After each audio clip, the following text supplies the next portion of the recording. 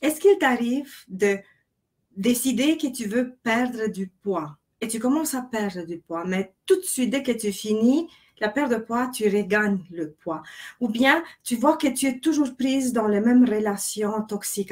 Ou bien encore plus, il t'arrive d'avoir toujours les mêmes manifestations, les mêmes comportements devant les mêmes situations, même si tu réalises que ce n'est pas bien. Eh bien, si tu veux avoir des réponses à ces questions et surtout savoir quoi faire, reste ici avec moi jusqu'à la fin.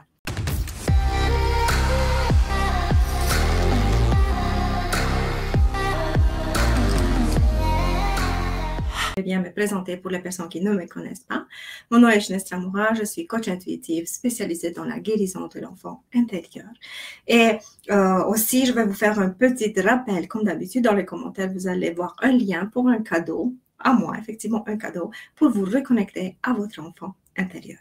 Un grand nombre de mes clientes vient avec ce problème. Gnesta, je vois, je comprends, je suis vraiment consciente de ce que je fais, que je suis prise dans des mécanismes toxiques, que je répète les mêmes comportements, que c'est un schéma toxique, mais je ne sais pas comment sortir de là. Et surtout, je ne sais pas pourquoi je fais toujours la même chose, même si je réalise que ce n'est pas bien. Eh bien, je veux t'expliquer pourquoi ces comportements et pourquoi je vous donne un exemple le plus simple. Qu'est-ce que ça peut être très frustrant pour les femmes, c'est la perte de poids. Vous savez, on se regarde, surtout après 35, 40 ans, on se regarde dans le miroir et dit « Oh, j'ai un peu trop de poids ». Et tu commences une diète tout de suite et tu vas commencer à faire des efforts, tu fais du sport, tu donnes ton 150% et tu perds le poids. Mais dès que tu ralentis un peu le rythme, tu vas voir tout de suite que le poids revient. Et dites-moi s'il vous plaît dans les commentaires si vous avez déjà vécu cette frustration. Et maintenant, c'est super important de la comprendre pourquoi vous revenez. Parce que vous dites, je n'ai pas mangé pas plus qu'avant. Je continue à faire l'exercice et de me garder en bonne santé, de garder un bon état physique. Et pareil, le poids revient. Eh bien, c'est justement parce que tu es prise dans des schémas répétitifs. Et je vais t'expliquer un peu c'est quoi ce schéma répétitif. Vous savez, nous, depuis notre petite enfance, dépendamment du milieu dans lequel on grandit, dépendamment de la famille dans laquelle on grandit, on construit certains mécanismes internes. Qu'est-ce qu'on appelle l'image de soi? Et si de l'extérieur, ça va devenir cette réflexion, tu es grosse, ou tu es trop mince, tu es pas assez bonne, tu es pas assez intéressante, arrête de pleurer, ne parle plus, va dans ta chambre, tu ne mérites pas. Tu vois, en permanence, si de ton milieu, de ton environnement, ça vient ce type de discussion. Et s'il vous plaît, écrivez-moi dans les commentaires si vous avez déjà entendu dans votre famille quand vous étiez petit ce type de remarques, peu importe laquelle. Eh bien, toutes ces remarques mises ensemble vont construire qu'est-ce qu'on appelle à l'âge adulte l'image de soi. Et alors, quand je me regarde dans le miroir, je veux sentir que je suis trop grosse, que je suis trop mince, que je suis pas assez importante, que je suis pas assez bonne, que je suis transparente, que je suis invisible. Surtout si vous pouvez regarder mes vidéos sur les archétypes de l'enfance, l'archétype de l'enfant invisible, de l'enfant adulte, de l'enfant non désiré, vous allez voir que tout ça, ce sont des paquets de standards de comportements qui, dépendamment du comportement de l'adulte que vous avez dans votre vie, ont façonné votre manière de vous voir à l'âge adulte. Alors, ça, c'est la première étape. Quand la petite enfance, l'image de soi se construit. Et toute notre vie, sans exception, on commence à ajuster notre comportement en fonction de cette image de soi. Si je me vois super intelligente, je veux agir d'une manière comme je suis super intelligente et tout ce que moi j'entreprends, c'est possible de réaliser. Si je me perçois bonne à rien, je ne veux même pas peut-être essayer de faire quoi que ce soit parce que je veux dire, mais ça ne sert à rien, je ne suis pas assez bonne, je ne suis pas assez intéressante. Donc, regardez comme l'image de soi qui s'est formée pendant notre enfance, elle façonne toute notre manière de se comporter à l'âge adulte. Et la plupart du temps, c'est inconscient. Cette image de soi. Je vous dis, j'ai la possibilité de parler avec énormément de clientes et de femmes tous les jours, d'innombrables consultations.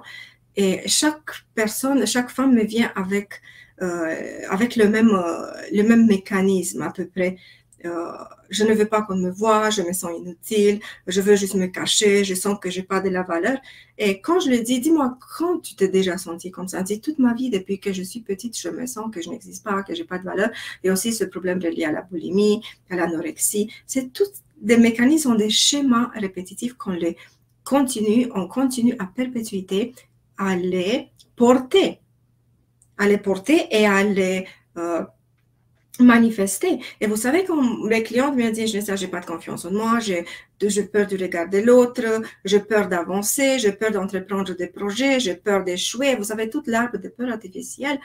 Je dis, mais est-ce que tu réalises, qu'est-ce que tu vis maintenant ne sont que des conséquences, ne sont pas les causes de ton problème. Et si tu travailles juste sur les conséquences, par exemple, tu entreprends une thérapie pour la confiance en soi. Mais si tu travailles juste sur cette confiance en soi et quelqu'un va te donner des stratégies pour, OK, va foncer un peu plus, va t'affirmer un peu plus, va parler un peu plus, va te faire des amis. C'est comme elle travaille cette personne avec toi juste en surface. Juste en surface. Et quand on travaille juste en surface, ça veut dire qu'on travaille juste sur les conséquences. Et c'est pour cette raison que ça, si c'est le mécanisme des schémas répétitifs, parce que le temps qu'on travaille juste sur les conséquences, mais on ne regarde jamais la cause, la racine du problème, rien ne change. Et peu importe, pour un moment, tu peux te faire confiance, tu dis, waouh, je suis extraordinaire, mais dès qu'elle vient de l'extérieur, un facteur, peu importe lequel, qui va toucher ta propre blessure qui est non guérie, tout de suite, le mécanisme qui constitue la racine va se mettre en mouvement. Par exemple, tu as travaillé sur la confiance en soi. Tu dis, wow, maintenant je suis confiante, je sais qui je suis, je m'affirme, je suis extraordinaire. Mais tout de suite, au travail, par exemple, il y a quelqu'un qui te fait une remarque sur ton travail. Tu dis, ah, je pense que c'est pas assez de qualité, qu'est-ce que toi tu fournis. Je pense que tu pourrais faire un peu plus. Je veux que tu donnes ton 150%. Je pense que tu n'es pas assez performante. Regarde, l'image que toi, tu avais quand tu as travaillé en surface sur cette confiance en soi, ok? Cette image, tout de suite, elle va être démolie. Et la voix de la manque de confiance en soi, du manque de confiance en soi, va prendre toute la place. Pourquoi? Parce que tu as travaillé juste en surface. Le problème n'est pas consolidé, le problème n'est pas réglé, parce que tu as travaillé juste sur les conséquences et non sur les causes. Et c'est ça que ça se constitue, ce schéma répétitif. C'est ici le problème avec ces schémas répétitifs où on travaille en surface, comme je vois énormément de mes clients. Je connais tout, je lis tellement, je regarde des vidéos, je fais des méditations, je fais des transgénérationnels, je fais des constellations familiales. Mais mon problème, dès que ça se passe quelque chose, je suis dépressive, je n'ai pas envie de rien faire, je pleure pendant des jours et je me sens vraiment pas mal. Et s'il vous plaît, dites-moi dans les commentaires si vous avez déjà rencontré ce type de situation. Et alors, c'est ici qu'intervient qu'est-ce qu'on peut faire et pourquoi tu n'arrives pas à sortir de ce schéma répétitif, même si tu es conscient. Et c'est extraordinaire parfois quand je vois mes clientes et je connais tous mes problèmes, absolument tous, mais je ne sais pas quoi faire. Vous comprenez? C'est comme il y a une sorte de rupture entre qu'est-ce que je connais mentalement et comment appliquer pour transformer, parce que la transformation vient quand tu appliques. Et ici, ça intervient cette petite pièce dans le casse-tête, dans le puzzle, qui s'appelle image de soi. Et pour comprendre pourquoi on retombe toujours dans le même schéma répétitif et pourquoi l'image de soi, c'est la clé qui peut déverrouiller la porte et peut nous sortir de ce schéma répétitif, je vais vous donner un exemple très simple. Par exemple, je ne sais pas, dans chaque pays a un système de chauffage. Ok, supposons que c'est une centrale et que tu as un thermostat.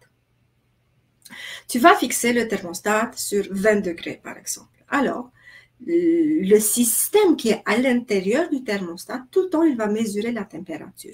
Et quand il va être, par exemple, 19 degrés, la chaleur va partir et en sorte que la température réglée, ce soit 20. Si tu vas fixer sur 22, mais dès que c'est 20, le thermostat va partir pour libérer la chaleur et on arrive dans la pièce à 22. Ça, c'est le mécanisme qui va dire en permanence tu dois être comme ça, et peu importe que tu es plus bas ou tu es plus haut la température, tu n'as pas le droit d'être ni plus haut ni plus bas, tu dois être juste. C'est ici l'image de soi. Cette image de soi, c'est notre thermostat qui va te dire, tu n'as pas le droit d'être meilleur ou pire, tu dois être juste comme ça. Et alors, si en partant cette image de soi, elle est mauvaise, si en partant cette image de soi, elle est dénigrante, elle est dépréciative, tu te sens pas assez important, tu te sens pas assez intéressant, tu te sens pas assez à la hauteur, alors cette image de soi va faire en sorte que tu vas jamais acquérir plus de confiance ou moins de confiance. Tu vas rester toujours au même niveau. Ça, c'est vraiment ton thermostat qui va toujours fixer toute ta vie et tous tes comportements au même niveau. C'est pour cette raison que si ton schéma répétitif dans lequel tu tournes dit tu dois rencontrer des hommes toxiques, mais bien entendu, ça vient avec l'archétype du sauveur, ça vient avec la dépendance affective, ça vient avec tous les mécanismes de l'enfant intérieur qui ne sont pas guéris. Okay? Alors, tu as fixé cette image, et peu importe ce que tu fais, même si par exemple, quand toi tu as vibrationnel, cette image de soi, tu as cette image de soi que tu ne mérites pas l'amour. Okay? Intérieurement, tu es dans la dépendance affective et l'archétype du sauveur. Tu vas rencontrer des hommes toxiques, tu vas rencontrer des hommes abusifs qui vont répondre exactement à ta vibration très basse et qui vont répondre exactement à ton image. Je ne mérite pas plus que ça. Alors, même si, par exemple, l'univers t'envoie un homme extraordinaire dans ta vie, qui peut t'aimer, peut te chérir, qui peut vraiment faire te sentir extraordinaire, tu ne le veux pas. Et dites-moi, je suis certain que vous avez déjà vécu des situations où tu dis, Ginesta, cette personne, cet homme, il est tellement bien, mais je ne sais pas, ça ne m'attire pas, n'allume pas ma flamme pour que je me sens attirée émotionnellement par lui. Et je suis certain que nous avons tous dans notre vie passé par ça. Alors, je vous donne un autre exemple. L'exemple, je sais que c'est très commun pour la perte de poids. Pourquoi il y a ces yo-yo de poids? On gagne du poids, on perd du poids. On gagne du poids, on perd du poids. Pourquoi? Parce que toi, l'image en soi, l'image de soi, quand tu te regardes dans le miroir et quand tu fermes les yeux, tu te vois grosse. OK? Alors, justement, tu as commencé à faire une diète, à faire du sport, à prendre un programme pour perdre du poids parce que tu te voyais grosse et tu ne te supportais pas de cette façon, tu ne te sentais pas bien de cette façon. Alors, tu as dit, je vais faire quelque chose pour sortir de là. Mais le problème, c'est que tu as fait une transformation, tu as posé des actes à l'extérieur, mais l'image de soi, ton thermostat n'a pas changé. Alors, tu es toujours dans l'image, dans ta tête, je suis grosse. Et le thermostat, croyez-moi, tu ne peux pas le tromper parce qu'il est programmé. Il est neutre. Vous comprenez l'image de soi? Elle est neutre.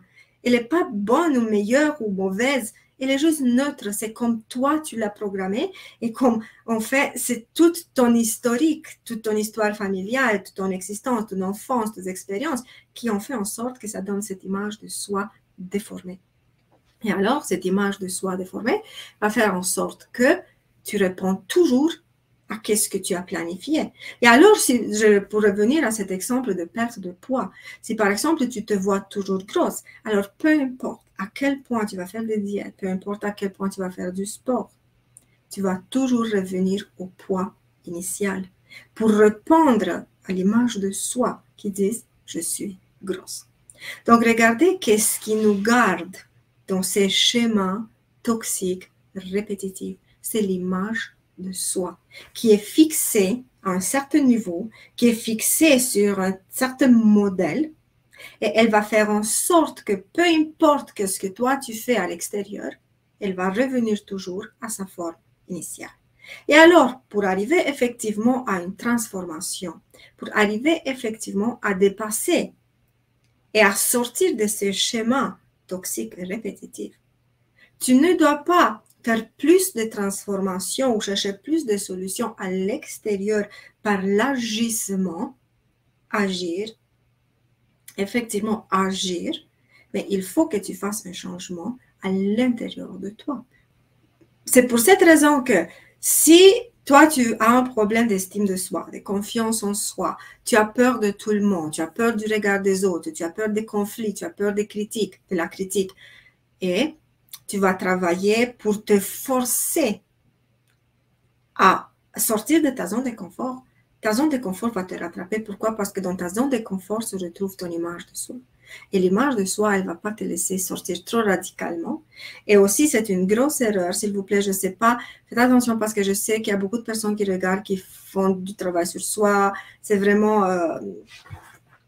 qui essayent de changer leur vie, mais peu importe si vous entendez quelque part l'information, n'essayez pas, je vous dis clairement que vous allez vraiment retourner plus mal, n'essayez pas de sortir de votre zone de confort d'une manière trop radicale, trop brusque. Je donne un exemple pour comprendre. Si je ne me fais pas confiance, ok, si je ne me fais pas confiance, d'un coup, je dis, ok, demain au travail, pendant la réunion avec les collègues, je veux me lever debout et je vais dire, ça c'est mon projet, c'est ça quand je veux le faire. Ça ne marche pas comme ça. Même si tu vas ramasser toutes tes forces, mais avant tu vas trembler, tu vas avoir envie de vomir parce que c'est un effort trop grand de sortir de ta zone de confort et tu te forces, tu te fais de violence pour sortir de ta zone de confort. La réaction, ce sera tellement traumatisante que plus jamais tu vas avoir le courage, même pas d'être approché de cette réunion. Chaque fois quand tu vas te rappeler cette expérience, tu vas avoir envie de vomir. Pourquoi? Parce que la sortie de ta zone de confort, ça se fait d'une manière trop brusque. Et ça va te repousser plus loin dans ta zone, donc manque de confiance encore plus.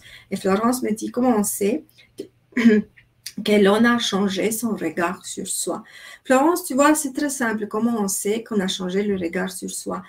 En premier, il faut savoir quel est son regard initial. Comment tu te regardes en premier? Quelle est cette voix que toi, tu te dis? Qu'est-ce que cette voix, tu vois, dans ta tête te dit?